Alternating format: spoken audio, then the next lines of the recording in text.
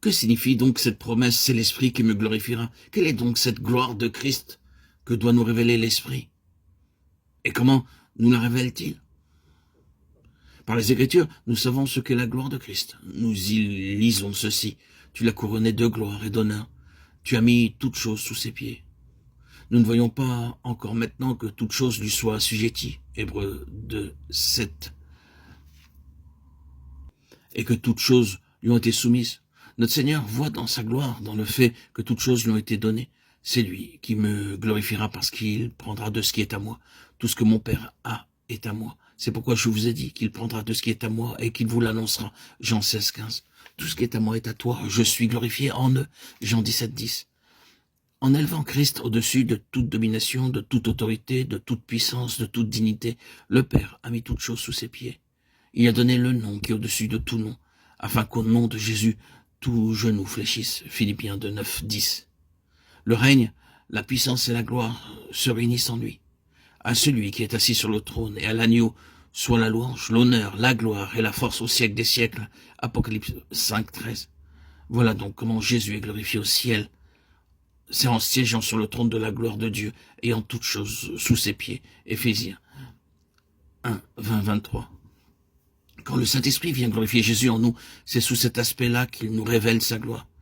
Il prend de ce qui est à Christ et nous l'annonce. Ceci ne veut pas dire qu'il nous donne un aperçu, une idée, une vision de la gloire de Christ telle qu'elle est dans les cieux, mais il vient nous l'assimiler par une expérience personnelle, nous en rendre participants dans notre vie intérieure. Il vient nous faire voir Christ en nous, car c'est par l'Esprit de Dieu que nous recevons toute notion vivante, toute connaissance véritable de Christ. Quand Christ entre en nous comme un faible nouveau-né, quand il se développe et grandit et qu'il est formé en nous, Galates 4, 19, quand nous apprenons à nous confier en lui, à lui obéir et à le servir, tout cela est déjà l'œuvre du Saint-Esprit. Et pourtant, même alors, il peut encore rester en nous. Comme chez les disciples, beaucoup d'obscurité et de nombreuses lacunes. Mais quand ensuite le Saint-Esprit complète son œuvre, venant nous révéler le Seigneur glorifié, le trône de sa gloire s'établit dans notre cœur. Et il domine tout ennemi.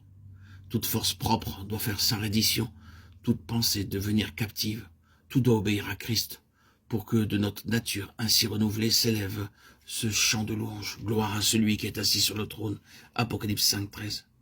Quoique nous devions dire jusqu'à la fin, le bien n'habite point en moi, c'est-à-dire en ma chair, Romains 7, 18. La sainte présence de Christ remplit alors si bien le cœur, elle règle si bien la vie qu'elle maîtrise tout. Ce n'est plus le péché qui domine, car la loi de l'esprit de vie en Jésus-Christ nous a affranchis de la loi du péché et de la mort. Romains 8, 2. Si c'est ainsi que l'Esprit glorifie Christ en nous, il est facile de comprendre par quels moyens il nous y amène.